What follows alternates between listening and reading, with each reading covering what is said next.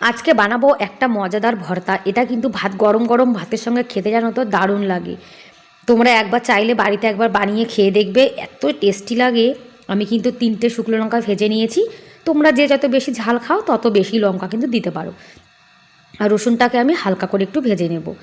আর শীতকালে জানো তো গরম গরম ভাত দিয়ে এই রেসিপিটা খেতে অসাধারণ লাগে। রসুনটা ভেজে নিয়েছি, এখন কালো জিরেটা একটু হালকা তেলের মধ্যে দিয়ে তারপরে পেঁয়াজ কুচি দিয়ে দিয়েছি। পেঁয়াজটাকে ভালো করে একটু ভেজে নেব।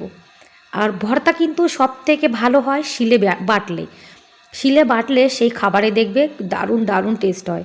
এখন আমি এই যে পেঁয়াজ রসুন শুকনো লঙ্কা এটা ভালো করে একটু শিলে বেটে নেব। এর মধ্যে একটু লবণ দিয়েছি, লবণ ছাড়া কিন্তু কোনো জিনিসই ভালো লাগে না খেতে। আর দেখো বাটা হয়ে গেছে, রেসিপিটা কিন্তু তৈরি হয়ে গেছে। উপর থেকে একটু সর্ষের তেল দিয়ে দেবো। আর রেসিপিটি কেমন লাগলো কমেন্ট করে অবশ্যই জানিও। ভালো লাগলে প্লিজ এটা লাইক করে দিও। চাইলে তোমরা ভিডিওটি শেয়ারও করতে পারো। ধন্যবাদ।